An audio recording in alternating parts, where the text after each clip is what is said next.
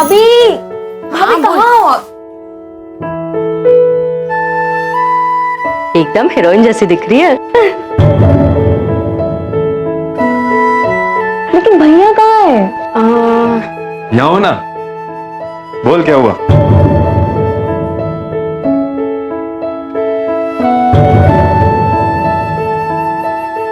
हाँ हाँ, भानु भी तो है ना? है? वो अपने सगे बड़े भाई की बात कर रही है, धर्म की। इस रस्म के लिए उसकी जरूरत है। लेकिन चाची जी मैं भी तो चचेरा भाई है तू, और कोई गलतफहमी है तो बता, वो भी दूर कर दूं मैं। अरे यार तू टेंशन क्यों लेता है, मैं हूं ना। कितना पैसा हुआ आप? 120 रुपया। ये लीजिए, चले अब। अरे यार शाम को ना बहन को देखने के लिए कुछ लोग आ रहे हैं। हाँ, मुझे आने में थोड़ा देर हो जाएगी, पर आऊंगा जरूर। शाम को बैठ के दारू शारू पियेंगे, ठीक है? चल ठीक है, मिलता हूँ मैं रात को। ओके।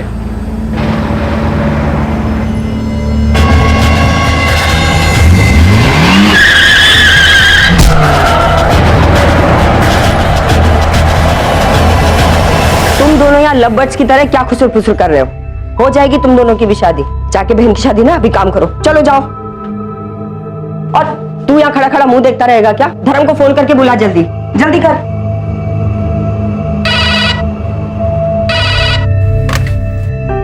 हेलो, क्या?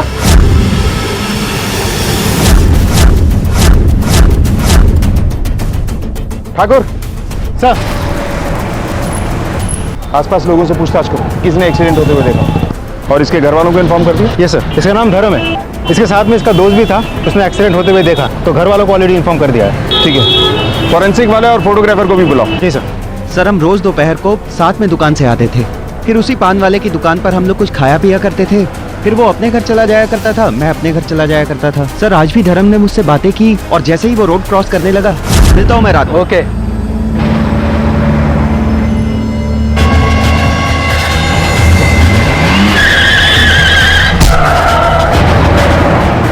ट्रक ड्राइवर की शक्ल देखी थी आपने? ट्रक का नंबर? हाँ सर, ट्रक ड्राइवर का हल्का हल्का चेहरा मुझे याद है।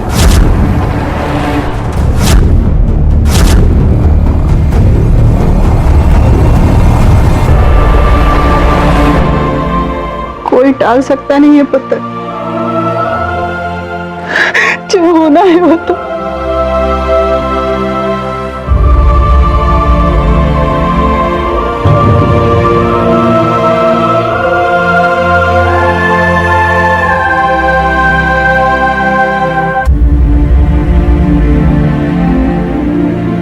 धर्म भैया का हाथ आज तक हम सबके ऊपर था। यकीन ही नहीं होता वो हमें इस तरह छोड़कर चले गए। लेकिन तू घबरा मत, था तेरा ये बड़ा भाई हमेशा तेरे साथ है, ठीक है? हरमन अब बच्चा नहीं रहा, वो खुद को भी संभाल सकता है और अपने परिवार को भी। तू खुद को संभाल जाके।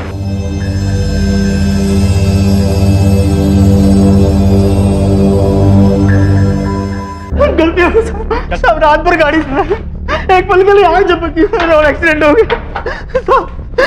पब्लिक के डर से नहीं रुका था, उन्होंने लोग मुझे वहीं मार डालते। आंखों में इतनी नींद थी तो कहीं किसी धावे पे सुस्ता लेता। तेरी लापरवाही की वजह से एक आदमी की जान चली गई। Sir, return case. ड्राइवर ने खुद कबूल किया है कि एक्सीडेंट उसकी वजह से हुआ है। ठीक है, चार्जशीट बना के मजिस्ट्रेट के सामने पेश कर दो। हिट एंड रन, एक ड्राइवर की ट्रक चलाते समय आंख लग गई और एक परिवार ने अपना बड़ा बेटा खो दिया। घर का आधार स्तंभ चला गया। क्या गुजर रही होगी उसकी मां पर, उसकी पत्नी पर। ऐसे केसेस पुलिस की फाइल में तो क्लोज हो जाते हैं, लेकिन उन परिवारों पर क्या बीतती है जो इसके शिकार होते हैं। पुलिस को शक करने लायक कुछ मिला ही नहीं, लेकिन क्या वाकई ये सिर्फ एक दुर्घटना थी? हम समझ सकते हैं आप पर क्या गुजर रही है। आपने अपना जवान बेटा खोया है, लेकिन साड़ी कुड़ी भी तो कल्ली रह गई है।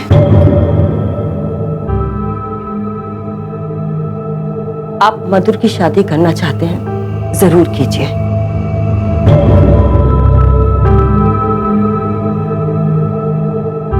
हम नहीं, आप लोग जो भी सोच रहे हैं सही सोच रहे हैं, हमें सच में कोई एतराज नहीं है। मैं शादी करने के लिए तैयार हूं।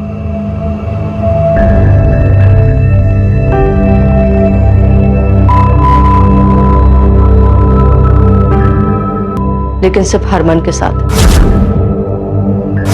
क्या?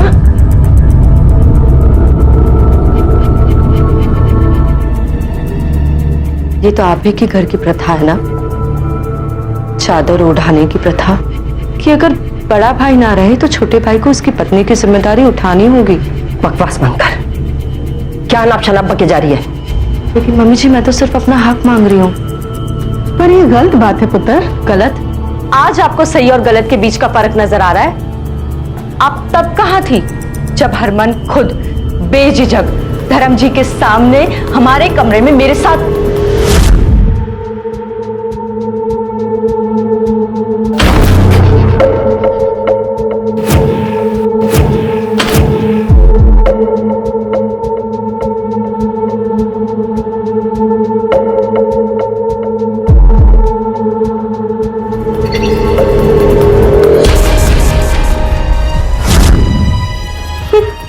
चौंक गए जैसे आप कुछ नहीं जानती थी। ये लड़की पागल हो गई है। अरे इसे कोई लेके जाओ। डिम्पल। क्यों मम्मी जी, अब आप मुझसे बात नहीं करेंगी? मम्मी जी मैं एक इंसान हूं, खिलौना नहीं। जब चाहे किसी को दे दिया, जब चाहे फेंक दिया। जब से इस घर में बहू बनकर आई हूं तब से आपकी हर एक बात मानी है, हर एक प्रथाएं निभाई हैं। लेकिन आज मैं अपना हक मांग रही हूं। मैं इस घर से नहीं जाने वाली। और क्यों जाऊं? ताकि मेरी शादी किसी और से हो जाए और उसी तरह मेरा उस घर में भी इस्तेमाल हो? नहीं, मैं कहीं नहीं जाऊंगी। मैं इस घर में बहू बनकर रहूंगी, हरमन की बीवी बनकर। क्या बक रही तू? हमारे देश में आज भी अनेकों कुप्रथाएं हैं जिन्हें बदलने की बजाय हम उन पर पर्दा डाल देते हैं और छाती ठोक कर कहते हैं कि हमारे देश में जो संस्कार बच्चों को मिलते हैं वो कहीं और नहीं मिलते। ये खोखला गर्व है हमारी संस्कृति पर। अक्सर ऐसी प्रथाओं का पालन करने के लिए बड़े बुजुर्ग बच्चों से कहते हैं, लेकिन यहाँ पर स्थिति कुछ और ही थी। यहाँ एक लड़की खुद एक पुरानी प्रथा को निभाने की जिद कर रही थी। क्या नापशना बोल रही है? मेरी तो कुछ समझ में नहीं आ रहा है। बकवास कर रही है। आपकी बेटी की अकल ना। मेरे घर मेरे खानदान पर कीचड़ छालेगी। निकल यहाँ से। नहीं जाऊंगी। कीचड़ तो तुमने उछाला है इस घर पर और पूरे खानदान पर। उस दिन और उसके बाद हर वो दिन जब तुमने मेरे साथ जबरदस्ती की। और जब मैं अपना हक मांग रही हूं तो हाय तौबा। हिम्मत कैसे बोलने की? ठंड रख यार, कर क्या रहा है?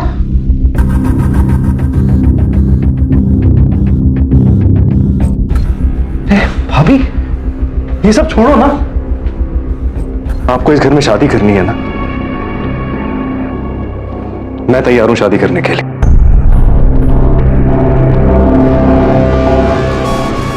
नहीं, मुझे नहीं मंजूर है। मैं शादी करने के लिए तैयार हूं, लेकिन सिर्फ हरमन के साथ। भाभी मान जाओ ना, इसमें किसी का नुकसान नहीं है और बात घर की घर में ही सुलझ जाएगी। चल बेटा, पुत्र, कोई जरूरत नहीं है, कोई जरूरत नहीं है, रहने दी। चल। नहीं, मैं ये घर छोड़कर नहीं जाऊंगी। मैं कहीं नहीं जाऊंगी। भारती, इसका दिमाग खराब हो गया है। छोड़ दो इसे यहाँ पर। इसे जो जी भी चाहे उसका करने दो। चलो यहाँ से। चलो।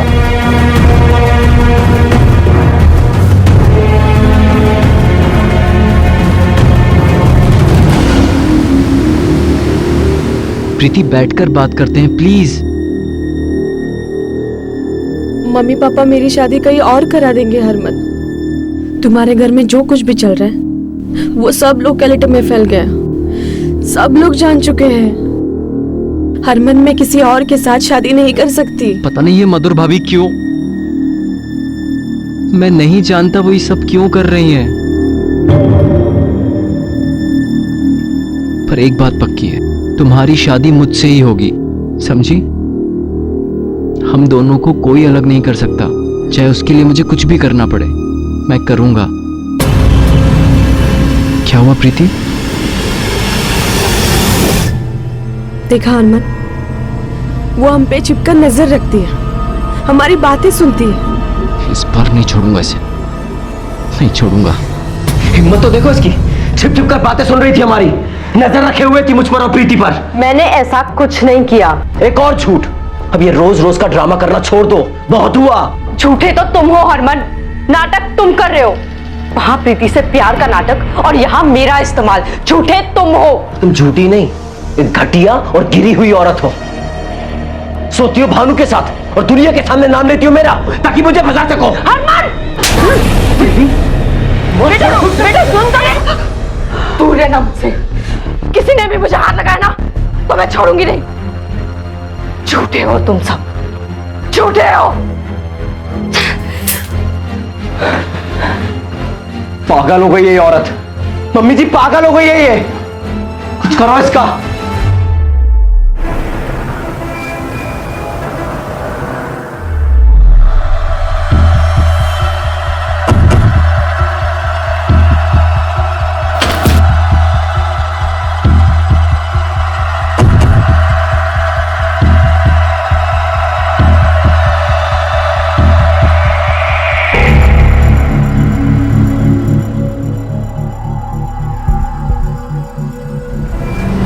सर, कोई मुझे मारने की कोशिश कर रहा है, मुझ पर हमला किया है। हमला? किसने किया आप पर हमला? सर वो मैं देख नहीं पाई। और सर ये पहली बार नहीं हुआ है। और आप अब आ रही हैं हमारे पास कंप्लेन करने के लिए? आपको पहले आना चाहिए था। ठाकुर सर, इनसे डिटेल्स लो और जहां जहां इन पे हमला हुआ है वहां पूछताछ करो। शायद किसी ने कुछ देखा। Yes sir. और इनके परिवार से भी बात करनी होगी।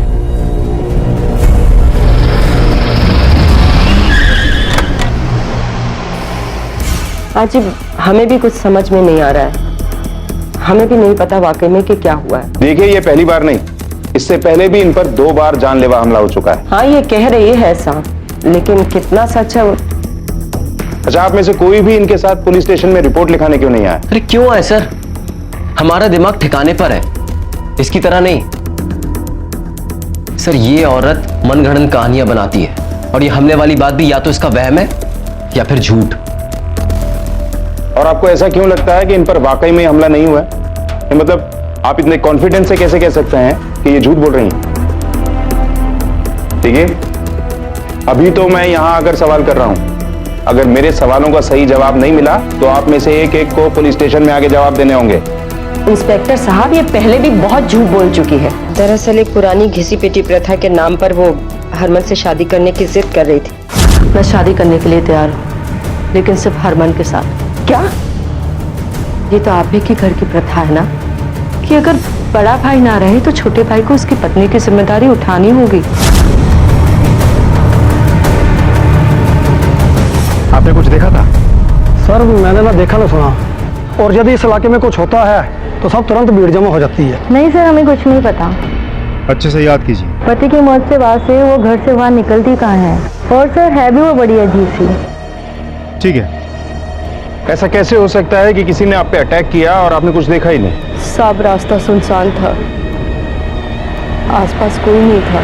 चलिए मान लेते हैं, फिर भी मदद के लिए आप चिल्लाई तो होंगी। सर मैंने चिल्लाने की कोशिश की थी, लेकिन मैं इतनी डर गई थी कि गले से आवाज ही नहीं निकली, और मैं सीधा घर की तरफ भाग गई। मम्मी जी, किसी ने मुझे टेम्पो से मारने की कोशिश की। फिर से नया नाटक क्यों कर रही हो ये सब? वैसे भी तुझे मारकर किसी को क्या मिलेगा मधुर? जब से धर्म गया है ना, तब से रोज नया बखेड़ा इस घर में। थोड़ा मुश्किल है ना यकीन करना। चलिए मान लेते हैं, किसी ने आप पे हमला किया और आपने कुछ नहीं देखा, लेकिन किसी ने भी कुछ नहीं देखा, ना आपको देखा ना उस हमलावर को देखा। वैसे ये है कौन जो आपकी जान लेना चाहता है, और क्यों? ये चादर उड़ाने की जिद आप ही की थी ना? और कोई रास्ता भी तो नहीं है मेरे पास। लेकिन सर मैं सच कह रही हूँ, मैं बहुत डर गई थी। आपको किस पर शक है? सर मुझे मेरे देवर हरमन पर शक है, और भानु पर भी। पहले तो शादी के लिए हाथ मांगा। आपको इस घर में शादी करनी है ना? मैं तैयार हूं शादी करने के लिए। मुझे नहीं मंजूर है। अभी मान जाओ ना, इसमें किसी का नुकसान नहीं है और बात घर की घर में ही सुलझ जाएगी। और फिर कल रात वो रूम में ही घुस गया।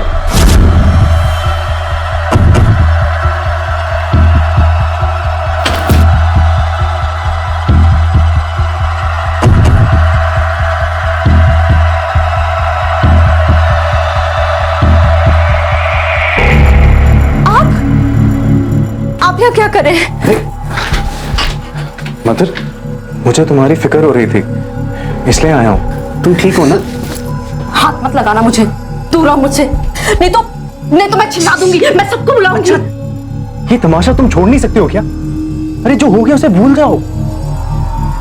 तुम अकेली हो गई हो ना, लेकिन तुम घबराओ मत, मैं हूं ना, मैं तुम्हें सहारा दूंगा।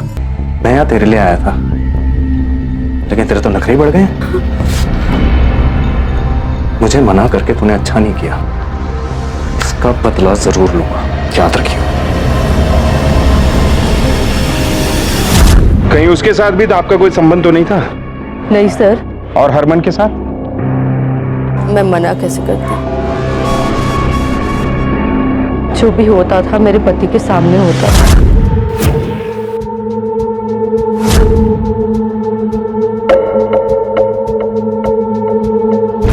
फिर भी आपने कभी किसी के खिलाफ रेप की एफआईआर दर्ज नहीं की। आपके मुताबिक हरमन आपकी पति की मर्जी से आपसे संबंध बना रहा था, लेकिन आपने उसके खिलाफ भी शिकायत दर्ज नहीं की। कैसे करती साहब? घर में सब जानते थे। पति के मरने के बाद तो कर सकती थी। चादर उसी से ओढ़नी है, तो शिकायत कैसे करती? देखिए, अगर आपको ऐसा लगता है कि आपको आपके ससुराल के सदस्यों से ही अपनी जान का खतरा है, तो आपको यहां नहीं रहना चाहिए, क्योंकि पुलिस घर के अंदर प्रोटेक्शन नहीं दे सकती। नहीं सर, ये लोग यही चाहते हैं, लेकिन मैं कहीं नहीं जाऊंगी। मैं अपना हक लेकर रहूंगी। फिलहाल आप अंदर जाइए। मधुर पर भरोसा करें तो उसे ऐसा लगता है कि उसके ससुराल में कोई ऐसा है जिससे उसे अपनी जान को खतरा है। सर, बड़ी अजीब बात है। मधुर के मुताबिक उसके ससुराल में उस पर अत्याचार हुआ है, लेकिन फिर भी वो ये घर छोड़ के जाना नहीं चाहती। सर, जिस इंसान ने उस पर अत्याचार किया, जबरदस्ती की, उसी से चादर ओढ़ने की जिद पर अड़ी हुई है। हो सकता है कि मधुर झूठ बोल रही है, लेकिन फिर भी हमें इसके ससुराल के हर एक आदमी से एक बार फिर से पूछताछ करनी होगी और साथ ही मधुर पर नजर भी रखनी होगी। देखिए, घबराने की कोई बात नहीं है। प्रेगनेंसी के 2 महीने हो चुके हैं। मैं कुछ दवाइयाँ लिख देती हूँ, आप ले लीजिए।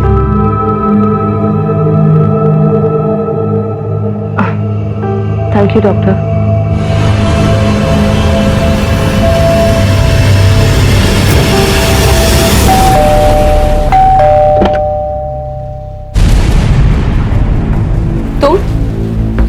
तुम यहाँ क्या कर रही हो? तुम्हारी हिम्मत कैसे हुई यहाँ आने की? प्रीति, मैं तुम्हें बताने आई हूँ कि मैं प्रेग्नेंट हूँ और होने वाला बच्चा हरमन का भी हो सकता है, इसलिए प्लीज हरमन से अपना रिश्ता तोड़ दो। तुम झूठ बोल रही हो और सबसे पहले तुम ये अपना ड्रामा बंद करो, ताकि मैं और हरमन चैन से जी सके। और ये बच्चा हरमन का हो ही नहीं सकता। हरमन ने मुझे सब कुछ बताया कि किस तरह तुम उसके ऊपर नजर रखती थी। अरे कितनी घटिया औरत हो तुम। भाभी और देवर के रिश्ते को इतना नीचे गिरा दिया। अच्छी पट्टी पढ़ाई है उसने तुम्हें, लेकिन मुझे ये समझ नहीं आ रहा कि तुम उस पर यकीन कैसे कर सकती हो? वो तुम्हें बेवकूफ बना रहा है प्रीति। बेवकूफ तुम हो जो ये सोच रही हो कि लोग तुम्हारी झूठी कहानियों पे यकीन कर लेंगे।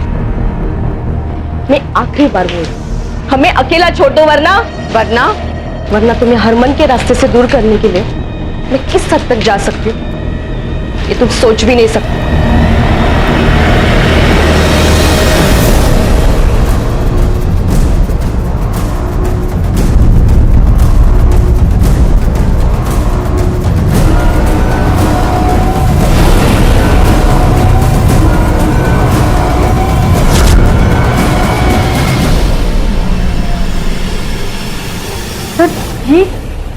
जमानत पे छूटा है।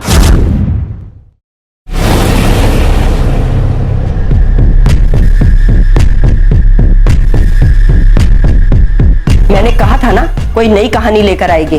देखा? ये कहानी नहीं है मम्मी जी, मैंने खुद अपनी आंखों से देखा है। वो ड्राइवर धर्म जी को मारने के पैसे ले रहा था उनकी मौत कोई एक्सीडेंट नहीं है, उन्हें मारा गया है, मरवाया गया है।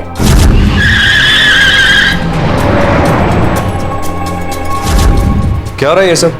क्या हुआ? इस औरत का नया नाटक। कह रही है धर्म भैया का एक्सीडेंट नहीं, मर्डर हुआ था। क्या? फिर तो तुमने पैसे देने वाले को भी देखा होगा ना, कौन था वो? देखो, सीधी तरह मेरे पैसे दे दो। अगर तुमने पैसे नहीं दिए ना तो मैं पुलिस को जाकर ये बता दूंगा कि तुमने धर्म को मरवाया था। चुप।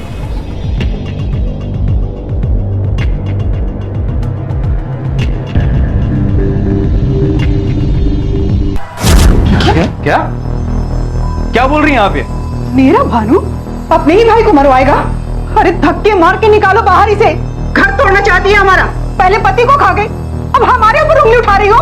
अरे माँ, सनकी हो गई है औरत। आप लोग मेरा यकीन मानिए, मैंने खुद इसे उस ड्राइवर को पैसे देते हुए देखा है, मैं सच बोल रही हूँ। पर सच क्या था और कौन सच बोल रहा था? मधुर, भानु या फिर हरमन? सच की कई परतें खुलनी थी। फोन रिकॉर्ड्स ने एक्सीडेंट की पूरी कहानी खोल दी। तो देर किस बात की? आज ही कुंडली खोल देते हैं इस परिवार की। जी सर।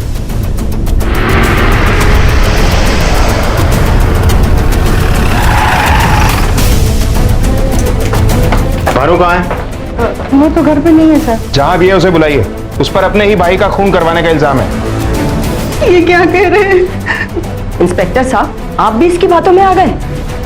हम किसी की बातों में नहीं आए हैं। ट्रक ड्राइवर ने खुद बयान दिया है कि भानु ने ही उसे धर्म का खून करने के लिए पैसे दिए थे। झूठ बोलेगा ना तो तेरे कॉल रिकॉर्ड सारी सच्चाई बयान कर देंगे। अब बता, किसने पैसे दिए थे एक्सीडेंट करवाने के लिए? भानु से 5 लाख रुपए तय हुए थे। हमको पता था एक्सीडेंट केस है, जमानत मिल ही जाएगी और फिर पैसे देकर केस को रफा दफा कर देंगे। हमारे पास सबूत भी है। बताइए कहां है भानु? देखिए, आप में से किसी ने भी अगर उसे छुपाने की कोशिश की तो तहकीकात में बाधा डालने के जुर्म में आप सबको अंदर कर देंगे। शायद गोडाउन में होगा, वही रहता है।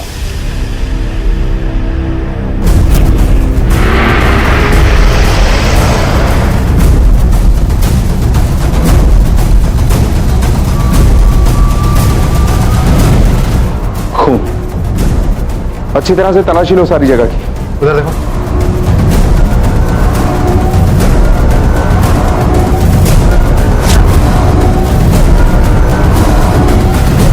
यहाँ के हर कोने की तलाशी लो, सारे सबूत इकट्ठा करो। एक एक्सीडेंट से शुरू हुआ केस अब एक मर्डर केस बन चुका था। भानु जो मधुर से शादी करना चाहता था, जिस पर धर्म के खून का शक था, वो ही मर चुका था। भानु की मौत से सबसे ज्यादा फायदा सिर्फ मधुर को होता, क्योंकि हरमन तक पहुंचने का रास्ता उसके लिए साफ हो जाता। मौत इवनिंग में 5 से 7 के बीच हुई है। कैंची से वार किया गया है। कुर्सी पर ब्लड स्पॉट्स थे, मतलब किसी ने वार तब किया जब वो कुर्सी पर बैठा था, मगर लाश हमें कुर्सी पर नहीं मिली, थोड़ी दूर मिली। मतलब कोई उसे घसीट के वहां तक ले गया, या ये खुद किसी तरह से वहां तक पहुंचा और ढेर हो गया। हत्या कैंची से हुई, जो किसी भी घर में आसानी से मिल जाती है।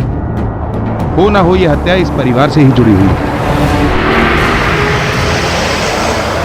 धर्म को, अपने बड़े भाई को तो पूछता था मेरा बेटा, उसे मारने की तो सोच भी नहीं सकती, फिर भी मधुर ने इल्जाम लगाया। अब तक तो आपको ये पता चल ही गया होगा कि भानु की मौत से सबसे ज्यादा फायदा किसको होने वाला था। हम आपके मुंह से सुनना चाहते हैं। सर मधुर, और कौन हो सकता है? क्योंकि वही थी जो उस वक्त घर से बाहर थी। मेरी तो अपनी जान को खतरा है, मैं क्या किसी और को। और वैसे भी मैंने फैसला कर लिया था कि मैं शादी करूंगी तो हरमन से। फिर भानु जो भी चाहे, वो मेरी मर्जी के बिना मुझसे शादी नहीं कर सकता था। धर्म को भानु नहीं मरवाया था, इसमें कोई शक नहीं है। क्यों? क्योंकि उस ड्राइवर ने कहा। अरे मधुर ने ही उस ड्राइवर से झूठ बुलवाया होगा भानु को फंसाने के लिए। उसे रास्ते से हटाने के लिए मुझे उसे मारने की जरूरत नहीं थी। लेकिन तुम बदला भी तो ले सकती हो, अपने पति की मौत का बदला। अगर अब बात चली है तो मैं आपको एक बात बता दूं, भानु की नजर मेरी जायदाद पर थी, इसी में मुझे गुस्सा आता था।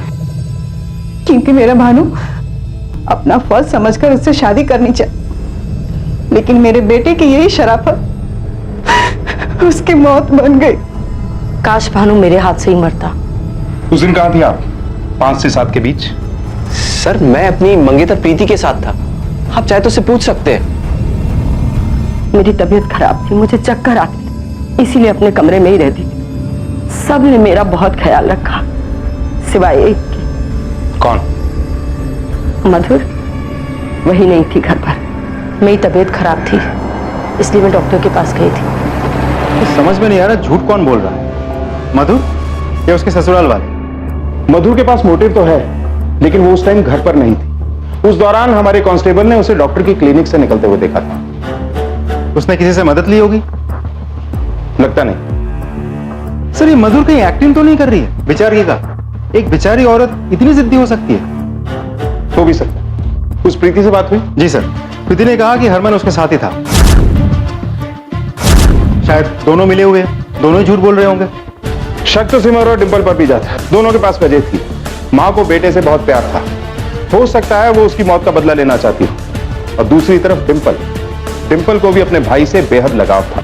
आखिर पुलिस को मधुर पर विश्वास होने लगा, लेकिन अब भी इस बात का कोई ठोस सबूत नहीं था कि भानु की मौत में उसका हाथ ही ना हो। प्रीतो रिलैक्स, प्रीतो मेरी बात तो सुन।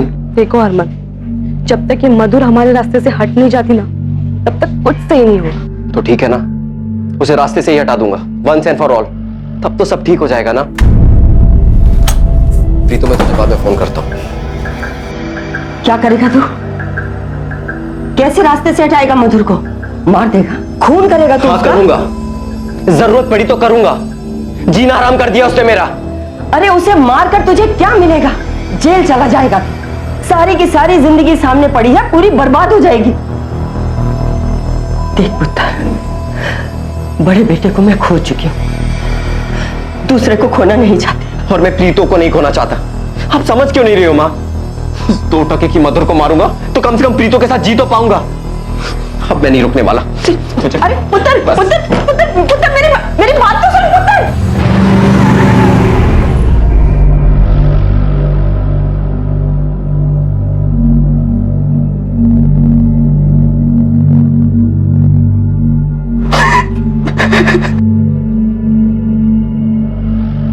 खाना खा लो, वरना कमजोर पड़ जाते।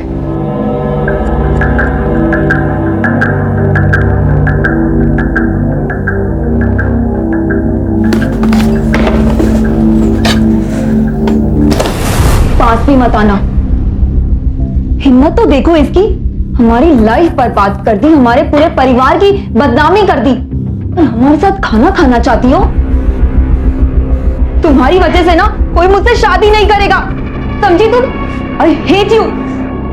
मम्मी, मुझे ना इसके आसपास भी नहीं रहना है। रुको बेटा, इसकी वजह से हम अपना मूड खराब क्यों करें? चलो हम लोग कहीं बाहर चल के खाना खाते हैं।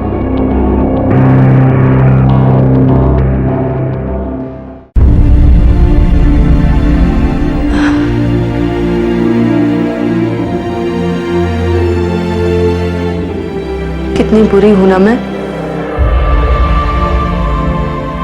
खुद कुछ नहीं खाया, कोई फर्क नहीं पड़ता, पर तुझे भी कुछ नहीं खिलाया।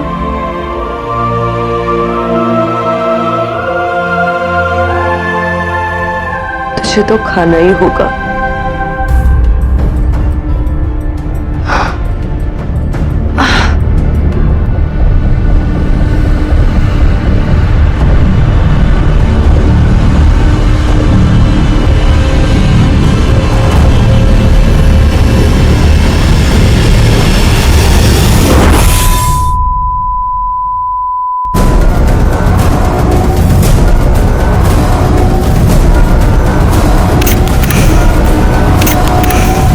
सर, फायर डिपार्टमेंट से बात हो गई है। उन्होंने कंफर्म किया कि गैस सिलेंडर एक्सप्लोजन है। शाम तक ऑफिशियल रिपोर्ट आ जाएगी।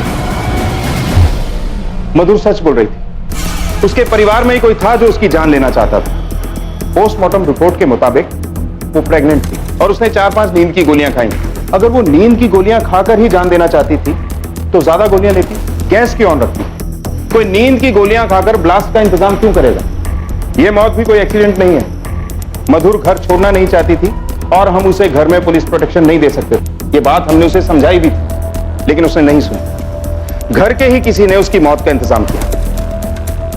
मधुर प्रेग्नेंट थी। ठाकुर, इसके बच्चे का डीएनए टेस्ट करवाओ, आखिर पता तो चले कि ये बच्चा किसका था। उसके पति का, उसके देवर का, या उसके पति के चचेरे भाई भानु का? डीएनए टेस्ट से अब मधुर की सच्चाई पता चलेगी। मैंने तुमसे कहा था ना, मधुर को यहाँ से लेकर चलते हैं। ले जाते तो अच्छा था। आपकी बेटी ना कोई दूध की धुली हुई नहीं थी, बाजारू औरतों से भी ज्यादा गिरी हुई थी।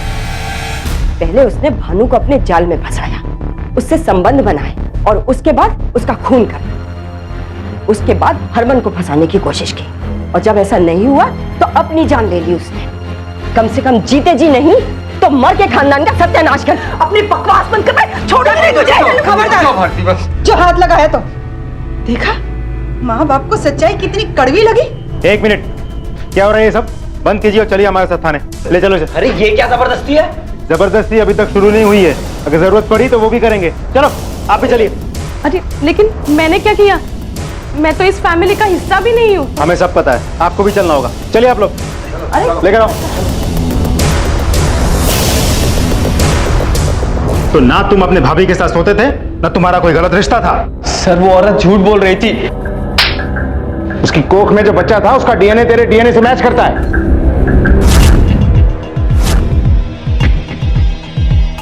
इंस्पेक्टर साहब, ये सब मेरी बहू की चाल थी। हम सबको फंसा कर चली गई वो। हम सब ने उसकी जिद के सामने झुकने से इनकार कर दिया। मैंने चादर उड़ाने से मना कर दिया तो उसने मुझसे बदला लिया है। और आपके छोटे बेटे ने जो उसके साथ किया वो सही था। इस घिनौने जुर्म की तरफदारी करती हैं आप। तुम सब जानती थी, फिर भी हरमन के साथ शादी करना चाहती थी। कैसी लड़की हो तुम? नहीं, तुमने और हरमन ने मिलकर तो नहीं उसे अपने रास्ते से हटा दिया? नहीं, तुम्हें हरमन के रास्ते से दूर करने के लिए मैं किस हद तक जा सकती हूँ ये तुम सोच भी नहीं सकती। उसे हमारे रास्ते से हटाने के लिए मैं कुछ भी कर सकती थी, लेकिन मैं मर्डर नहीं कर सकती सर। वैसे मार तो आप भी सकते हैं। मधुर ने जो आपके बेटे के साथ किया, उसके बाद बदला लेने की इच्छा तो आपके मन में भी होगी। अरे धक्के मार के निकालो बाहर इसे। घर तोड़ना चाहती है हमारा। पहले पति को खा गई, अब हमारे ऊपर उंगली उठा रही हो।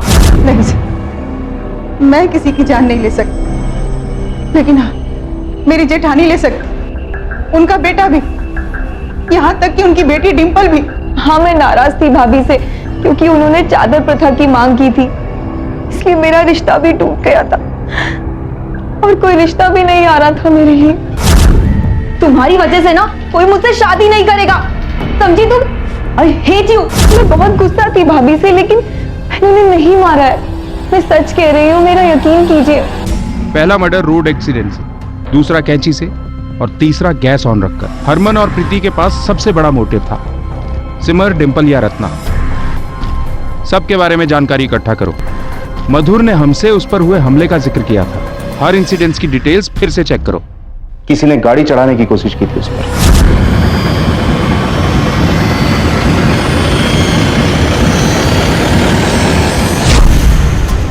सर, सिर्फ इतनी जानकारी मिली है कि एक छोटा सा टेम्पो था, नंबर था DL04। इससे ज्यादा तो कुछ पता नहीं चला। एक और बात सर, ये दूसरी बार किसी ने उसके गला दबाने की कोशिश की थी। सर, ये हमला कोई पुरुष ही कर सकता है। हो सकता है यह हमला उस भानु ने किया हो, या फिर इन तीनों औरतों ने किसी आदमी की मदद ली हो। प्रीति और हरमन, पता करो हमले के वक्त ये लोग कहां थे। कोई तो ऐसी कड़ी है जो हमारे हाथ नहीं लगती।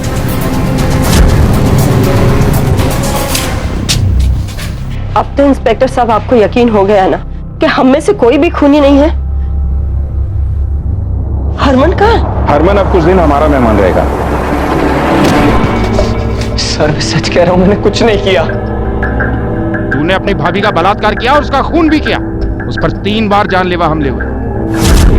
अब तक हम पूछताछ कर रहे थे मधुर की तस्वीर लेकर, पर जब हमने तुम्हारी फोटो दिखाई तो एक आई विटनेस से तुम्हें पहचान लिया और फिर हमने तेरा ट्रायंगुलेशन रिकॉर्ड्स निकलवाए।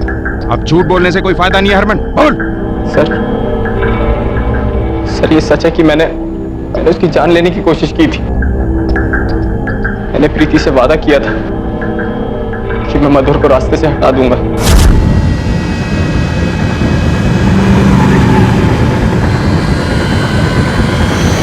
पर वो हर बार बच गई। एक रात पहले भी मैंने उसको मारने की प्लानिंग की थी। कैसे रास्ते से हटाएगा मधुर को? मार देगा, खून करेगा तू? हाँ करूंगा, जरूरत पड़ी तो करूंगा। देख पुत्र, बड़े बेटे को मैं खो चुकी हूँ, दूसरे को खोना नहीं चाहती। और मैं प्रीतों को नहीं खोना चाहता। आप समझ क्यों नहीं रही हो माँ? 2% की मधुर को मारूंगा तो कम से कम प्रीतों के साथ जी तो पाऊंगा। मैं सच कह रहा हूं सर, मैंने उसको नहीं मारा, मेरी बात पे यकीन कीजिए सर। सर मुझे लगता है हरमन झूठ बोल रहा होगा, उसी ने गैस ऑन करके छोड़ दिया होगा। नहीं ठाकुर, जिस तरह के हमलों का जिक्र हरमन ने किया है, इस तरह के हमले एक आदमी ही कर सकता है। कैंची से किसी का खून कर देना या फिर गैस ऑन करके किसी की हत्या करना, ये तरीके उसके नहीं लगते। एक बार को मैं ये मान सकता हूं कि वो मधुर की हत्या कर दे, लेकिन भानु को मार के उसको क्या मिलता? भानु से तो उसको फायदा ही था। भानु मधुर से शादी करके उसका रास्ता क्लियर कर देता। ठाकुर, मुझे लगता है कि किसी एक ने ही भानु और मधुर दोनों की हत्या की। सर कोई ऐसा जो दोनों से नफरत करता था? नहीं, हत्या की वजह हमेशा बेइंतहा नफरत नहीं होती, बेइंतहा प्यार भी हो सकता है।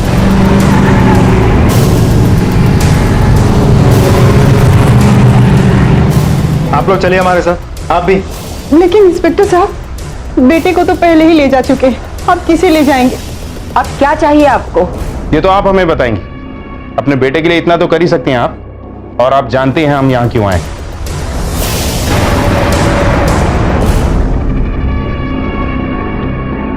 मार डाला?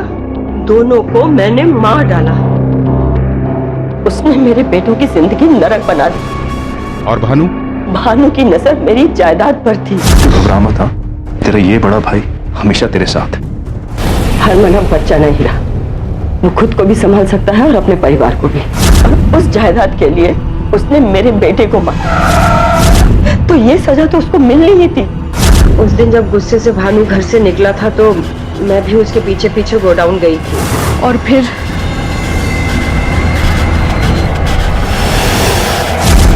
मैंने मधुर को भी मार डाला। क्या करती? मैं उसे मारना नहीं चाहती थी, वो मेरा बिगाड़ भी क्या सकती थी। लेकिन इंस्पेक्टर साहब, जब मुझे ये पता चला कि मेरा बेटा हरमन उसका खून कर देगा तो ठीक है ना, उसे रास्ते से ही हटा दूंगा वंस एंड फॉर ऑल, तब तो सब ठीक हो जाएगा ना। प्रीतो, मैं तुम्हें बाद में फोन करता हूं। क्या करेगा तू? 2% की मधुर को मारूंगा तो कम से कम प्रीतो के साथ जी तो पाऊंगा। मुझे पता था कि हरमन को रोकना नामुमकिन है, क्योंकि मधुर पहले ही उसकी थाने में रिपोर्ट लिखवा चुकी थी। उसका एक न एक दिन पकड़ा जाना तय था। मैं अपने दोनों बेटों को खोना नहीं चाहती थी, इसलिए मैंने मधुर के पानी के जग में नींद की गोलियां मिला दी और फिर मैंने किचन में जाकर गैस को खुला रख दिया, क्योंकि मुझे पता था कि वो किचन में खाना खाने जरूर आएगी। उसके पेट में बच्चा था, मुझे पता था कि वो भूखी नहीं रह पाएगी।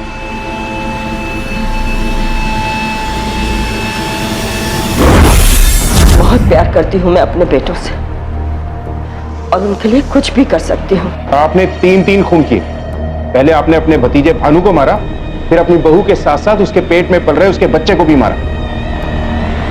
ये कैसी ममता थी मां की? हर मां अपने बच्चों के लिए जान दे सकती है, उनकी बुराइयों पर, उनकी कमियों पर पर्दा डालती है। ये ममता नहीं, अंधा प्यार है। और ऐसे प्यार से ना तो बच्चों का भला होता है और ना ही परिवार का। ये उसकी अंधी ममता ही थी कि हरमन ने गलत राह पर कदम रखे। लेकिन क्या हासिल हुआ ऐसी ममता से, ऐसे प्यार से? आज दोनों माँ और बेटे पुलिस की हिरासत में हैं। हर मसला कानून बनाने से हल नहीं होता है। जरूरत है कि हम आईने के सामने खड़े होकर अपने प्रतिबिंब को देखें, उसकी आलोचना करें, बदलें अपने आप को। शुरुआत हमेशा व्यक्ति से होती है। मैं बदलूंगा तो दुनिया बदलेगी। अब मैं अनूप सोनी आपसे विदा लेता हूं। फिर मुलाकात होगी अगले एपिसोड में जुर्म की एक और कहानी के साथ। तब तक अपना और अपने परिवार का ख्याल रखें और देखते रहें क्राइम पेट्रोल डायल 100। सबक एक को, सीख हम सबको। जय हिंद।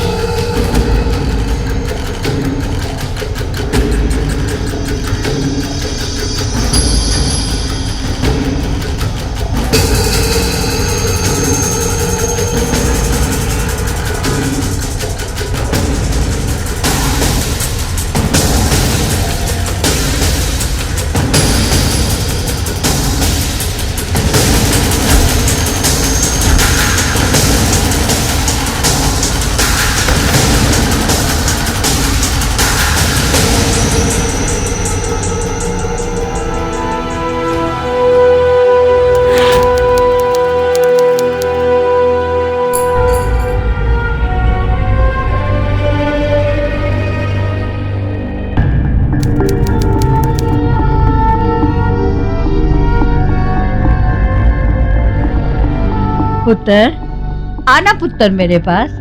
इतना डर मत। अरे मैं तेरी दादी हूँ। मैं नहीं बोलूंगी, तुम बोलो। अच्छा ठीक है ठीक है, बोलती हूँ। I love you.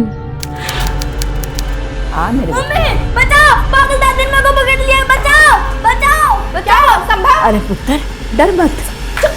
छोड़ो, डराओगी बच्चे को? मैं इसकी दादी हूँ, मैं इसे क्यों डराऊंगी भला? रहने दीजिए मम्मी जी, मुझे पता है इनकी प्रॉब्लम क्या है। अब चेची पिछले 1 साल से जॉब का बहाना बनाकर दुबई बैठे हैं, ना इनकी खबर लेते हैं और ना अपनी देते हैं। तो बस इसी बात का फ्रस्ट्रेशन लेकर हम सब पर मार होती रहती हैं। अच्छा, तेरा पति कुत्तू से कौन सा चिपके बैठा रहता है? वो भी तो जाता है 1 महीने के लिए बाहर टूर पर। देखो, तुझसे मेरी बात तो ना ही करो। मेरे हस्बैंड मेरी नीड्स का ख्याल रखते हैं और मैं उनकी। बस यही तो चाहिए होता है ना एक हैप्पी मैरिज के लिए। चलो संभव।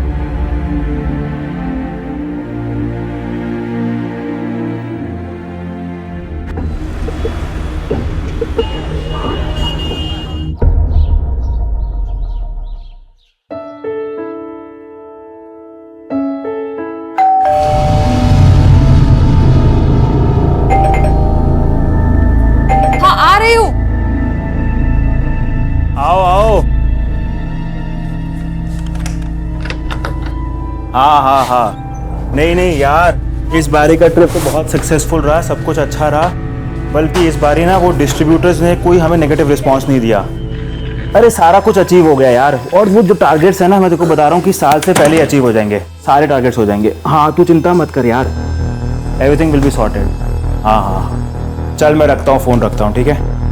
Okay okay okay bye.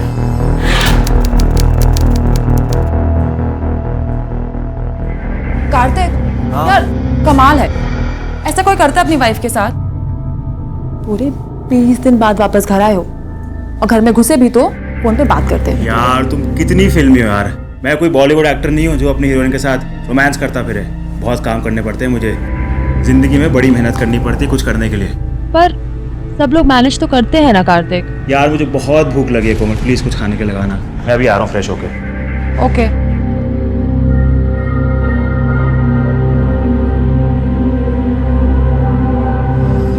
आज के दौर में खुशहाल परिवार की तस्वीर में एक जवान जोड़ा होता है और उनके बच्चे। उनके बुजुर्ग या तो उस तस्वीर में होते नहीं, और अगर होते भी हैं तो उस परिवार का हिस्सा लगने की बजाय अनचाहे मेहमान लगते हैं। क्यों होता है ऐसा कि अपने बच्चों की खुशियों को अपनी जिंदगी का उद्देश्य मानकर अपनी पूरी जिंदगी गुजार देने वाले माँ बाप अपने ही बच्चों के लिए इतने गैर जरूरी हो जाते हैं कि उन्हीं की दी हुई जिंदगी में से उनके लिए थोड़ा सा वक्त निकालना भी बच्चों को बहुत भारी पड़ने लगता है। 77 वर्षीय अंबिका खुराना अपने भरे पूरे परिवार के साथ दिल्ली के करोल बाग इलाके में रहती थी। अपने 2 बेटों, 2 बहुओं और एक पोते के साथ उनकी जिंदगी खुशहाल होनी चाहिए थी, लेकिन ऐसा नहीं था। उनके अपनों ने उन्हें उनके अपने ही घर में एक लावारिस की तरह छोड़ रखा था।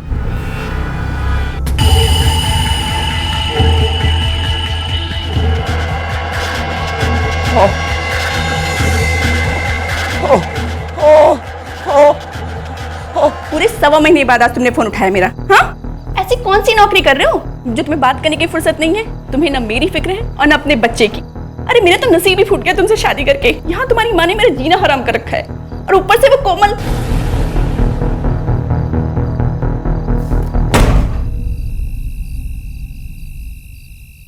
यार ये भैया भाभी का मुझे कुछ समझ नहीं आता। क्यों? अरे और नहीं तो क्या, जब भैया यहाँ पे थे तब उनकी बनती नहीं थी उनसे। अब जब भैया दुबई में है तब भी बार बार उन्हें फ़ोन करती रहती है, परेशान करती है। कोई चैन नहीं है उनकी ज़िंदगी में यार, पूरी की पूरी उनकी ज़िंदगी नर्क बना दी यार। मैं बहुत परेशान हूँ उनके लिए। कार्तिक छोड़ो ना, हमें क्या।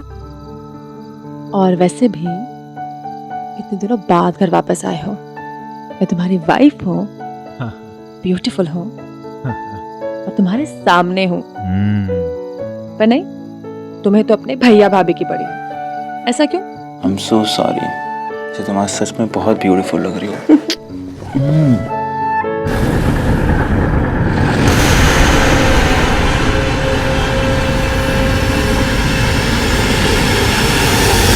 पुराना हाउस में एक तरफ थी उपेक्षित बुजुर्ग अंबिका और दूसरी तरफ थी अनीता, जिसकी जिंदगी अपने पति से दूर रहने की वजह से नीरस हो चुकी थी। अनीता न सिर्फ अपने अकेलेपन का सामना कर रही थी, बल्कि अपने बच्चे की जिम्मेदारी को भी अकेले संभाल रही थी। और इस सब की वजह से कड़वाहट उसके मन में लावा बनकर उबल रही थी। कार्तिक और कोमल इस परिवार का हिस्सा होते हुए भी जैसे इसका हिस्सा नहीं थे। कार्तिक अपने काम की जिम्मेदारियों में व्यस्त रहता था, तो कोमल की अपनी एक अलग ही दुनिया थी जिसमें किसी दूसरे के लिए कोई जगह नहीं थी। यानी उपेक्षा, बेरुखी, कड़वाहट और लापरवाही, ये वो कमजोर धागे थे जिनसे इस परिवार के रिश्ते आपस में बंधे हुए थे। और इनमें से किसी को अंदाजा नहीं था कि जब ये धागे टूटेंगे तो रिश्तों के साथ वो और क्या होगा जो बिखर जाएगा।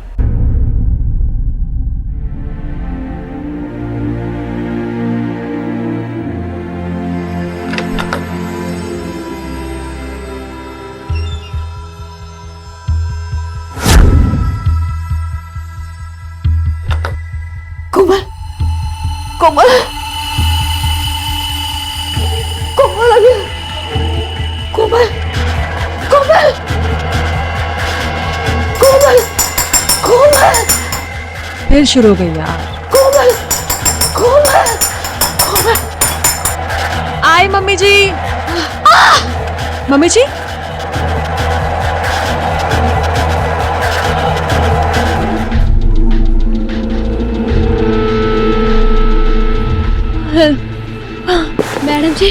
मैडम जी बचाओ, कोई हेल्प करो, कोई। मैडम जी उठिए, मैडम जी कोई मदद करो। एक्सक्यूज मी मैम, मेरी वाइफ आई होंगी कोमल, वो कौन से रूम में है? साहब, रानी, कैसे हुआ ये सब कुछ? साहब मैं सामान लेके घर आ रही थी साहब, तो कोमल मैम इस हाल में थी। माँ कहाँ है, भाभी कहाँ है? ठीक तो है ना वो दोनों? कुछ हुआ तो नहीं उन्हें? साहब मार दिया।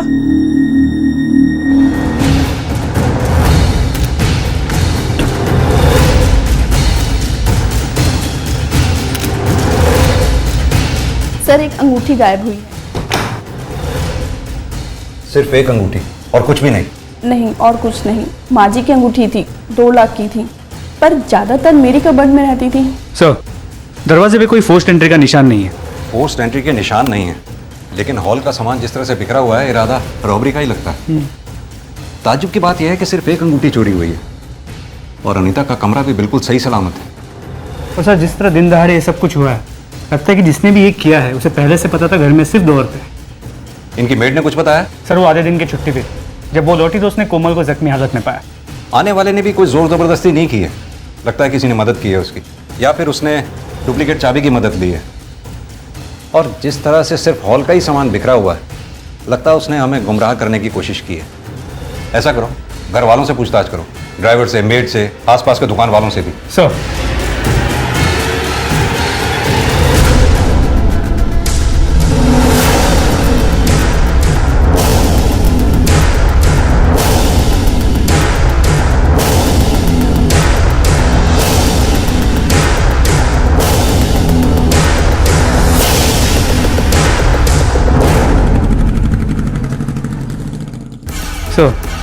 घर के आसपास पूछताछ की, कुछ मिला नहीं।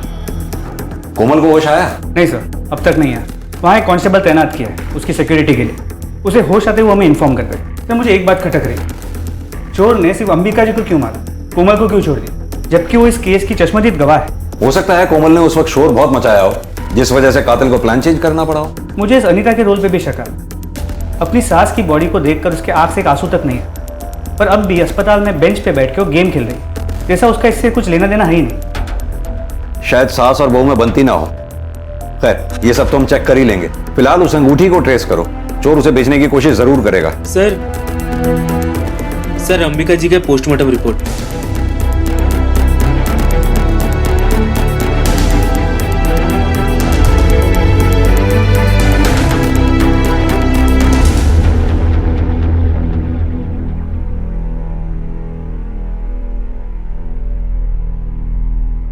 कार्तिक, कोमल, कैसा फील कर रही हो आप? मम्मी जी, कार्तिक, मम्मी जी कहाँ है? मम्मी जी नहीं रही।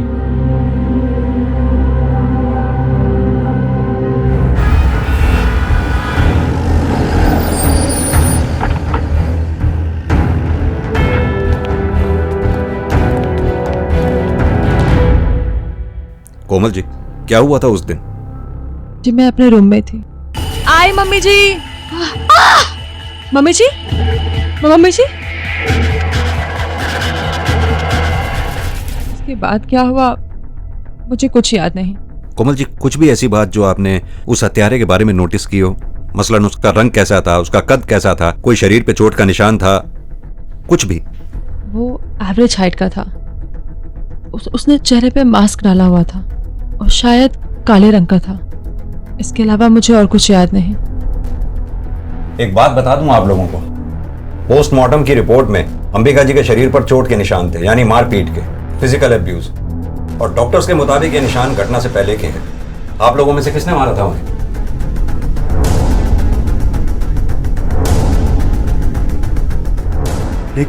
लेकिन ऐसा कैसे हो सकता है? रानी हमारी मेड उनका पूरा ख्याल रखती थी, खाना खिलाने से लेके नहलाने तक सब कुछ। मुझे नहीं पता था मेरे घर में मेरी माँ के साथ ऐसा व्यवहार हो रहा है। लेकिन ऐसा भी कैसे हो सकता है? आप लोगों की माँ थी, आप लोगों ने निशान ही नहीं नोटिस किए उनके? शायद बेड से गिर गई होंगी। आपने ठीक से सुना नहीं मैडम, मैंने क्या कहा? उनके शरीर पर मारपीट के निशान थे। बाय द वे, आपके पति कहाँ हैं? वो नहीं दिखाई दिया हमें जब से ये घटना घटी है। जी वो दुबई में जॉब करते हैं, खबर कर दी है।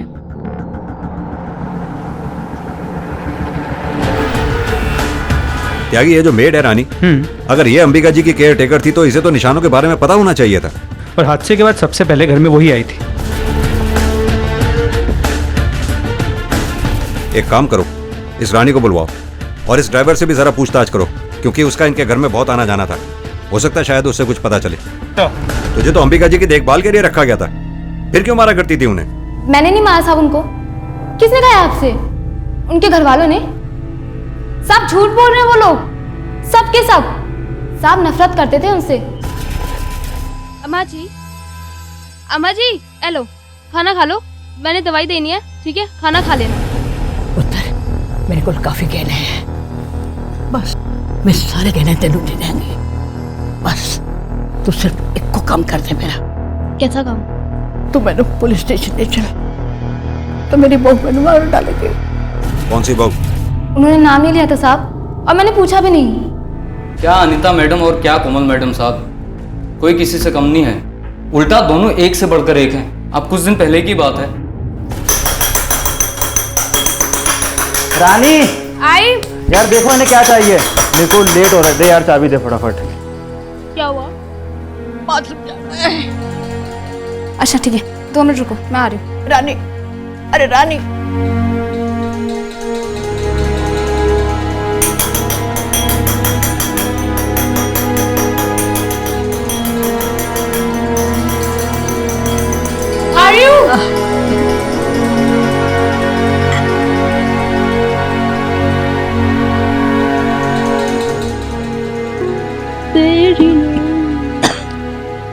चलिए अम्मा जी। ये क्या किया? आ रही थी ना मैं। रानी, वो मेम साहब मैं आ रही थी, पर मेरे आने से पहले ही इन्होंने कर दिया। तुम क्या करी थी? सच में मैंने कुछ नहीं किया। आपको तो पता है ना, इनको हर आधे घंटे बाद जाना होता है। मेरी गलती नहीं है मेम साहब। और कुछ काम आता है आपको गन फैलाने के अलावा? रानी, इनका पीने का पानी कम कर दो। 1 गिलास सुबह, 1 गिलास शाम। अच्छा भी जल्दी से साफ करो, बदबू के मेरे सांस भी नहीं लिया जा रहा है। मम्मी जी, आप जेठानी जी की बात का बुरा मत मानना। वो क्या है ना, कल फिर से जेठ जी ने इनका फोन नहीं उठाया, इसलिए बहुत परेशान है। और मैं शॉपिंग पे जा रही हूँ, अगर आपको नई बेडशीट चाहिए तो मैं ले आती हूँ। और तुम क्या देख रहे हो? मेरा बैग पिक करो और चलो।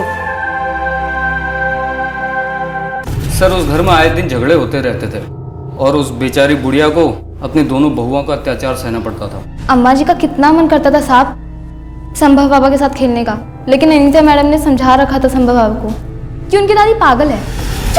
डराओगी बच्चे को? मैं इसकी दादी हूँ, मैं इसे क्यों डराऊंगी भला? जब घर पर कोई नहीं होता था तो दादी को मारकर खींच निकालती थी अपने।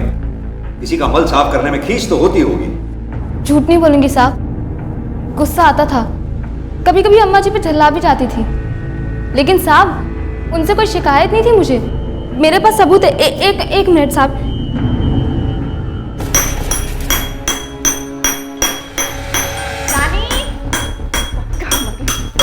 क्या चाहिए?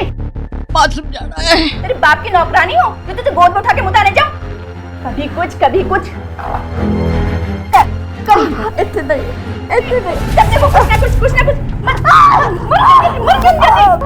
मेरे हाथ में सुन्नत में कदों नहीं मर रहे थे। जब ये सब हो रहा था, बजाय इसे रोकने के तू वीडियो बना रही थी। तो साहब मैं क्या करती, उल्टा मुझे ही नौकरी से निकाल देती। आज इंटरनेट पर दुर्घटना और हादसों से जुड़े रियल टाइम वीडियोस की बाढ़ आई हुई है।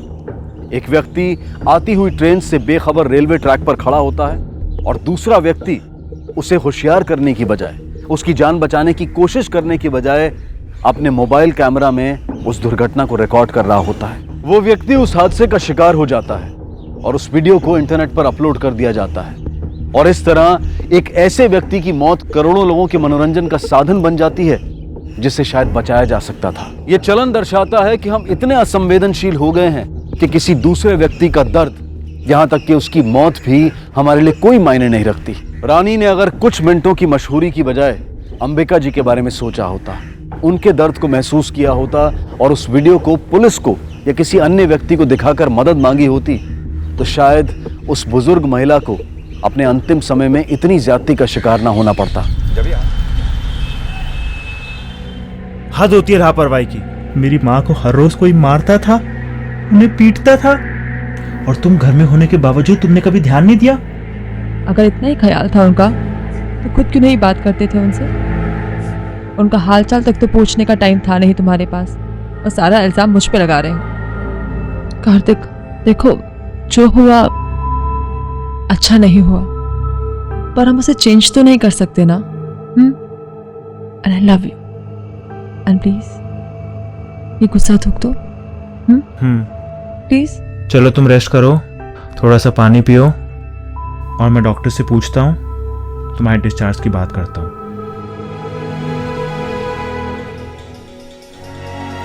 It's all okay. हाँ, तो हम कल तक डिस्चार्ज कर दें उसको। Don't worry. कार्तिक भैया, एक्सक्यूज मी, ये सब क्या हो गया? कुछ पता चला किसने किया ये? नहीं भैया, कोई इन्फॉर्मेशन नहीं है, अभी तो इन्वेस्टिगेशन जारी है, अभी कुछ पता नहीं चला। फ्लाइट नहीं मिली इसलिए देर हो गई आने में मुझको। लाइट नहीं मिली?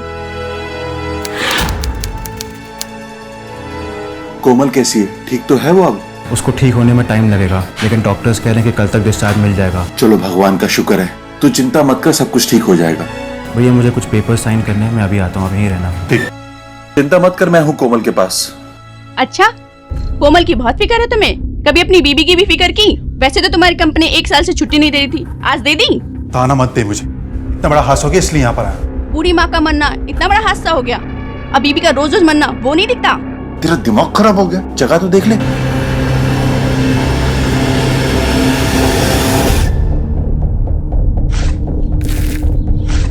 अरे जल्दी जल्दी गड्ढा भरो।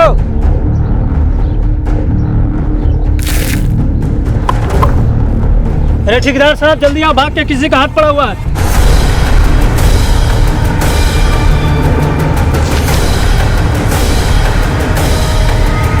Hello police.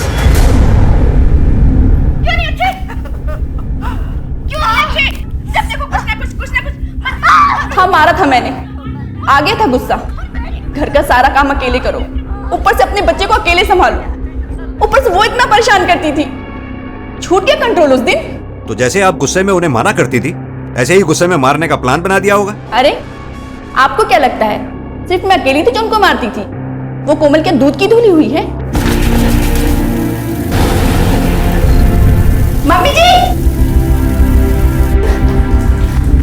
कोमल! हाँ कोमल! रानी! ये क्या है? वो एक्चुअली रानी नहीं थी ना, तो मैं बैठाकर भूल गई। I am sorry mummy ji. Mummy ji! कोई नहीं आया। आराम से आवाज़ें देती रही, किसी ने सुना ही नहीं। आराम से। आपकी फैमिली में गिरने में किसी ने भी कोई हद नहीं छोड़ी, लेकिन सबूत तो हमें सिर्फ आपके खिलाफ मिला है। ये वीडियो। मैंने नहीं मारा उन्हें। कोमल के मुताबिक घटना वाले दिन कोमल ने अंबिका जी को बचाने की कोशिश की थी। वहीं अनीता का यह कहना है कि कोमल भी अपनी सास से कम नफरत नहीं करती थी। अब सवाल यह उठता है कि कोमल ने जो हमें कहानी सुनाई वो कहीं झूठी तो नहीं? सर ये अमृत और कार्तिक दोनों घर के बेटे हैं, पर दोनों को ये नहीं पता कि घर में क्या चल रहा है। ऐसा कैसे हो सकता है? अमृत तो चलो दुबई में काम कर, लेकिन कार्तिक तो उसी घर में रहता है वहीं।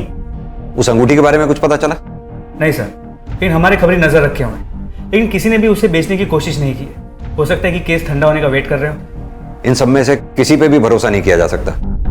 सबको एक दूसरे से कोई ना कोई प्रॉब्लम है। एक काम करो, इन सबके कॉल रिकॉर्ड्स निकलवाओ, पता करो कि घटना वाले दिन कौन किस वक्त क्या कर रहा था। सर वीडियो देखी हमने, आप माँ को मारती थी। हिम्मत कैसे हुई आपको मेरी माँ को मारने की? समझती क्या अपने आप को आप है? मेरी माँ थी वो। मन करता है तुम्हारे हाथ पैर मैं यही तोड़ डालूं। मुझे तो यकीन नहीं आ रहा कि तूने शर्म आ रही कि तुझ जैसे औरत से शादी की मैंने। अच्छा, अब भी मुझ पे शर्म आ रही है, खुद पर नहीं, जो बीवी बच्चे की जिम्मेदारी छोड़ के दुबई जा बैठे। देख बकवास मत कर। मेरी छोड़ो और अपनी कहो। तुम्हें तो पता था ना तुम्हारी माँ बूढ़ी है, लाचार है, फिर क्यों जाके दुबई बैठ गई? और तू कार्तिक, तेरा मन मेरा हाथ तोड़ने का कर रहा है। कभी अपने हाथों से उनकी गंदगी साफ की? खाली पैर छूने से प्यार नहीं होता है। कभी उनके पास बैठ के 2 मिनट बातें भी की? बड़ा आया मेरा हाथ तोड़ने वाला। सर कार्तिक के कॉल रिकॉर्ड से कुछ डाउटफुल नहीं मिला। हादसे के वक्त वो ऑफिस में था, मैंने ऑफिस से कंफर्म किया। कोमल के कॉल रिकॉर्ड्स भी क्लीन है, लेकिन अनीता के कॉल रिकॉर्ड से एक इंटरेस्टिंग बात पता चली है। पिछले कुछ दिनों से एक नंबर से लगातार बातचीत कर रही थी। ये नंबर किसी दिनेश के नाम पे रजिस्टर्ड है। सर हमने टेलीकॉम ऑपरेटर से दिनेश का एड्रेस लेकर उसके घर गए थे, लेकिन उसका घर लॉक्ड है। शायद वो शहर के बाहर है। ऐसा करो, अपना एक आदमी प्लेन क्लोज में उसके घर के बाहर 24 घंटे के लिए खड़ा कर दो। जी सर। दिनेश के घर की तरफ लेना। ये दिनेश कौन है? अनीता जी मैं आपसे पूछ रहा हूं, ये दिनेश कौन है? दिनेश दोस्त है मेरा। अच्छा, तो ये दोस्ती की शुरुआत कब हुई जरा बताएंगी? वैसे ये दिनेश वही आदमी है ना जिसे आपने अंबिका जी को मारने के लिए हायर किया था? जी नहीं, दिनेश एक जासूस है जिसे मैंने अपने पति के पीछे लगाया। अपने पति के पीछे? क्यों? मेरा रिलेशन खत्म हो चुका था। जब अमृत यहाँ थे तब भी उनके पास मेरे लिए वक्त ही नहीं होता था, इसलिए मैंने अपने ऊपर ध्यान देना ही छोड़ दिया। सजना संवरना इन सब बातों में मन ही नहीं लगता था। लेकिन मन में एक उम्मीद थी कि इस बार जब अमृत वापस आएंगे तो फिर से एक कोशिश करूंगी अपने रिश्ते को सही करने की। एक दिन उनके बैंक का स्टेटमेंट आया, तब मुझे पता चला कि वो दिल्ली के एटीएम से पैसे निकाल रहे हैं। तो यानी वो दुबई में नहीं थे, दिल्ली में थे? और मुझे यकीन था कि जरूर उनका किसी और के साथ चक्कर चल रहा है, और अपने यकीन को पक्का करने के लिए ही मैंने दिनेश को उनके पीछे लगाया। तो क्या बताया दिनेश ने? कुछ नहीं, जब भी पूछो यही बताता है कि पता लगा रहा हूँ, बताऊंगा। और यहाँ तक कि मम्मी की मौत के बाद भी जब अमृत वापस आए तब भी उन्होंने मुझसे झूठ बोला, और उनकी इन्हीं हरकतों की वजह से मेरे मन में नफरत भर गई सबके लिए, और इसीलिए मैंने मम्मी जी के साथ भी। अनीता जी अपनी गलती छुपाने के लिए आप अपनी बेचारगी की आड़ मत लीजिए। आपका और आपके पति के बीच में जो कुछ भी होता था वो आपका पर्सनल मैटर था, इसमें अंबिका जी हरगिज़ जिम्मेदार नहीं थी। आपने जो कुछ भी किया ये निहायत ही घिनौनी हरकत थी। बजाय शर्मिंदा होने के आप बहाने बना रही हैं।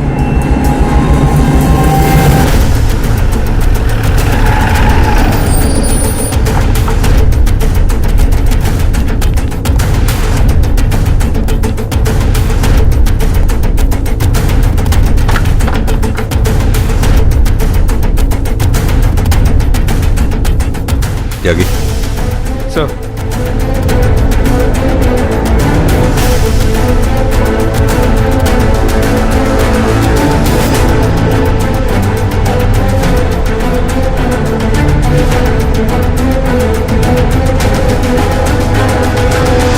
सर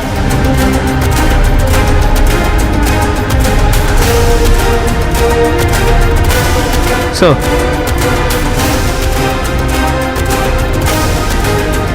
सर त्यागी इस मांस के टुकड़े को देखकर तो ऐसे ही लगता है कि किसी को बड़ी बेरहमी से मारा गया है। हालांकि सबूत मिटाने की कोशिश की गई है पर कामयाब नहीं हो पाया वो। लगता तो ऐसा ही है सर। कुछ दिनों पहले यमुना किनारे रेत में दबे मेल बॉडी के कुछ पार्ट्स मिले थे, सिर्फ कुछ पार्ट्स थे सर, नहीं थे। तो बॉडी आइडेंटिफाई नहीं हो पाई सर। इस मांस के टुकड़े का डीएनए उस बॉडी के डीएनए से मैच किया जाए? बिल्कुल, गो अहेड सर। ये केस अब एक की बजाय 2 हत्याओं का बन चुका था। एक वृद्ध महिला और एक पुरुष का, जिसकी पूरी लाश भी अभी तक बरामद नहीं हो पाई थी। यह आदमी कौन था, इसे किसने और क्यों मारा था, और इसका अंबिका खुराना की मौत से क्या संबंध था, इसके बारे में अभी तक कुछ भी साफ नहीं हुआ था। लेकिन पुलिस को यकीन हो चुका था कि इस मामले का घर की बड़ी बहू अनीता से कोई ना कोई संबंध जरूर है, जिसे वो छुपाने की कोशिश कर रही थी।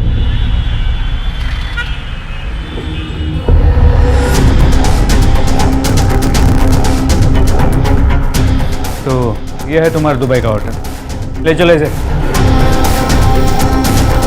अब तू ये बता कि माजरा है क्या, वो भी डिटेल में। सर, दुबई मुझे सूट नहीं किया, इसलिए मैं वापस लौट आया। लेकिन मैं घर नहीं गया और ना ही मैंने किसी को बताया। मैं अपनी बीवी की शक्ल देखना नहीं चाहता था, नफरत करता था मैं उससे, इसलिए तो दुबई गया था जॉब करने के लिए। दोबारा उसके साथ नहीं रह सकता था मैं। तो दिनेश को क्यों मारा तूने? दिनेश कौन सर? मैं किसी दिनेश को नहीं जानता।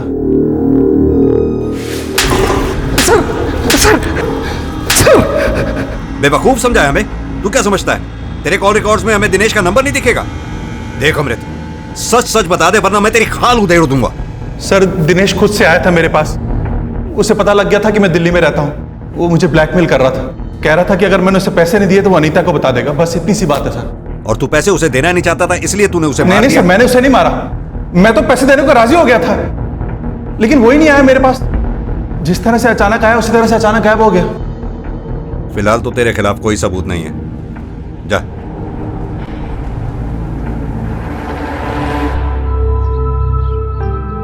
तबीयत कैसी है अब तुम्हारी? Feeling any better? आराम से आराम से। भाभी कहाँ हैं? पता नहीं, काफी देर से नहीं दिखे। मैंने उन्हें कहा था कि तुम्हें ना छोड़ के जाए।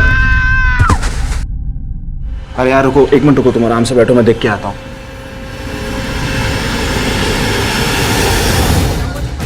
भाभी, भाभी, भाभी जी, ये सर, एम्बुलेंस कुछ ही देर में आ रहा है। हमारे घर में दो मर्डर हुए हैं। आखिर आप लोग कर क्या रहे हैं? हम तो अपना काम कर रहे हैं मिस्टर कार्तिक। इन सब हादसों के पीछे आप ही की फैमिली में से कोई है। बाय द वे, जब ये हादसा हुआ आप कहाँ थे उस वक्त? मैं और कोमल तो अपने रूम में ही थे, लेकिन हाँ, अमृत भैया काफी देर से गायब हैं। आपको उनसे पूछना चाहिए। सर, इस फैमिली में तो सब एक दूसरे पे ही इल्जाम लगा रहे हैं। अपने आदमी प्लेन क्लोथ्स में इनके पीछे लगा दो, कोई ना कोई कहीं ना कहीं गलती जरूर करेगा। सर, गायब मतलब? आप कहना क्या चाहते हैं? देखिए, मैं घर से बाहर किसी काम से गया था, और वो जो भी हो, जब मैं घर में था ही नहीं तो मार कैसे सकता हूं? मैं तो आपके सामने ही आया था। आई एम श्योर उन्होंने सुसाइड ही किया होगा। अमृत वीजी के चलते वो बहुत डिप्रेशन में थी। हाँ, मैं नफरत करता था, बहुत नफरत करता था उससे। सर, अगर मुझे उसे मारना ही होता तो बहुत साल पहले मार चुका होता। अब क्यों मारता, जबकि पुलिस की मुझ पर नजर है? मैं सच कह रहा हूं सर, मैंने उसे नहीं मारा।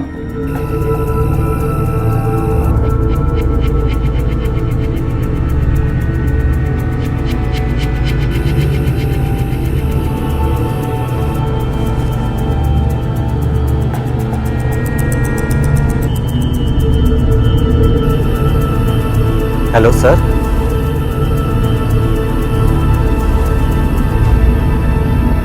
सर, उस घर में गई हो?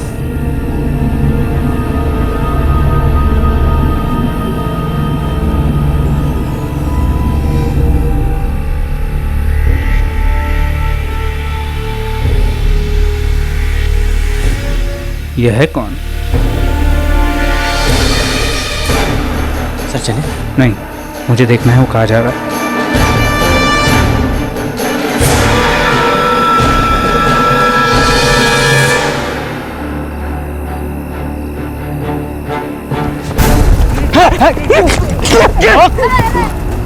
बहुत भगा है।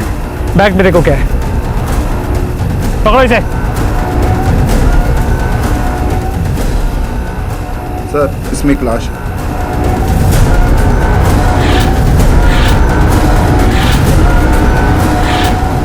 चल।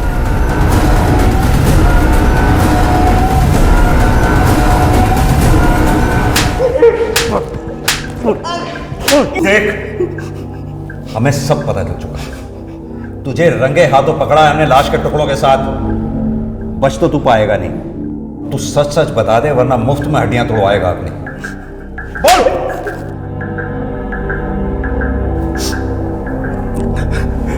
कोमल के कहने पे प्यार करते थे हम एक दूसरे से। कब से? यही कोई 2 महीने पहले से, जब मैं नौकरी पर लगा था। पहली नजर में वो मेरे दिमाग में चढ़ गई थी। जब मैं उसे देखता था सज धज के निकलते हुए, पागल हो जाता था मैं। लेकिन ड्राइवर था, इसलिए कुछ कहने और करने की हिम्मत नहीं जुटा पाता था। लेकिन एक दिन मर्द चाहे जितनी नजरें बचा के देखे, पर औरत की नजरों से वो नहीं बच सकता। पाना चाहता है ना मुझे? हाँ। पर मेरा एक काम करना होगा। कैसा काम? अपनी हवस के चलते तूने हाँ कर दी। मेरी जरूरतें थी, कुछ दिल की तो कुछ शरीर की। मेरे हस्बैंड, उन्हें काम के अलावा कुछ और नजर आता ही नहीं। हमेशा बिजनेस टूर पे रहते। मजबूरी में मुझे ये दूसरे मर्दों के साथ पूरी करनी पड़ती। पहले अपने जेठ जी के साथ और उनके दुबई जाने के बाद अपने ड्राइवर गोविंद के साथ। मुझसे पहले कोमल का अफेयर अमृत साहब के साथ था। अमृत साहब ने हमें बताया कि उन दोनों के अफेयर के बारे में दिनेश को पता चल गया है और वो उनसे पैसे मांग रहा है। तो हम दिनेश से जाके मिले, तब उसने बताया कि उसे मेरे और कोमल के अफेयर के बारे में भी पता है और उसके पास हमारी कुछ फोटो हैं। हम उसे और पैसे देने को तैयार थे, मगर वो जितनी बड़ी रकम मांग रहा था उतनी ना तो मैं दे सकता था ना ही कोमल। इसलिए हमने दिनेश को उसी के घर में बंदी बना लिया और अपने फोटोग्राफ निकालने की कोशिश करने लगे। फोटोग्राफ्स तो मैं दूंगा, लेकिन तेरे पति के हाथों में।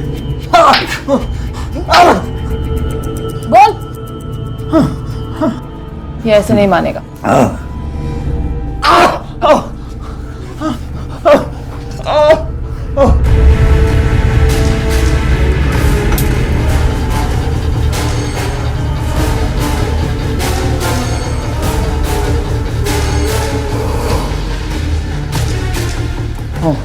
कोमल ने वो हालत की उसकी कि बर्दाश्त नहीं कर पाया वो। अब तू बोलो। उसने हमें वो सारी फोटोग्राफ्स वापस दे दी, लेकिन अगर हम उसे ऐसे छोड़ देते तो पक्की बात थी सर, वो सबको बता देता। इसलिए मार डाला हमने उसको। और अनीता को मुझे क्यों मारा? फोटोग्राफ तो तुम्हें मिल गए थे। क्योंकि जो फोटो में था वो उसने अपनी आंखों से देख लिया था। मैं अनीता मैडम के हाथ पैर जोड़ के उनको टेरेस पे ले गया साहब। बहुत मनाने की कोशिश की उनको कि अपना मुंह बंद रखे, मगर वो नहीं मानी। मैं तो कब से मौका ढूंढ रही थी उस चुड़ैल को सबक सिखाने का। अब इस मोहल्ले वाले के सामने चिल्ला चिल्ला के बताऊंगी कितनी बड़ी सती सावित्री है वो। मैं माफ कर दो। छोड़ो मुझे, प्लीज। छोड़ो मुझे। मेरे पास कोई और चारा नहीं था साहब। अंबिका जी को किसने मारा था, तूने या कोमल ने, और क्यों? तुम्हारे क्राइम पार्टनर गोविंद ने अपना मुंह खोल दिया। अब तुम मुझे बताओ कि तुम दोनों ने मिलकर अंबिका जी को क्यों मारा? बोलो। क्योंकि उन्हें मेरे और जेठ जी के बारे में पता चल चुका था और उसके बाद गोविंद के बारे में भी। पैसे प्लीज ना किस। अब मुझे जाग जाएंगे। अरे बुढ़िया सोई है, दे दो ना।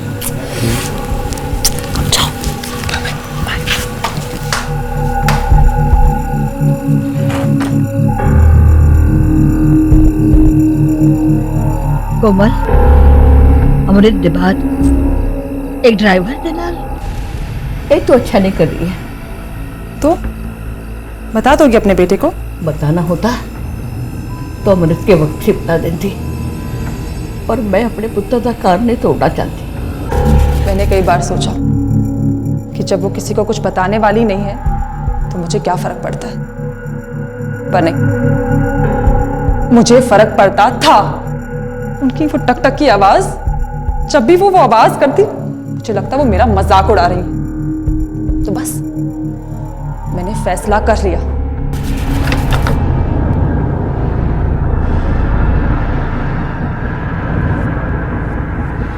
ये लो, इसे रखो। और मुझे मारो। कोमल, मैं तुम्हें कैसे मार सकता हूँ? मुझे मारो वरना सबका शक मुझ पे जाएगा। मर थोड़ी जाऊंगी मैं। लो मारो। एक बूढ़ी औरत जो लाचार थी, बीमार थी, जिसे तुम सब ने इग्नोर कर दिया, वो टक टक तुम्हें डिस्टर्ब करने के लिए नहीं करती थी। वो आवाज इसलिए करती थी कि कोई उसके पास बैठे, 2 पल बात करे उससे। लेकिन तुम सबको इतना भी समझ में नहीं आया। अब आएगा जब तुम अकेली जेल की 4 दीवारी में सड़ोगी और तुमसे कोई अपना बात करने वाला नहीं होगा, तब समझ में आएगा।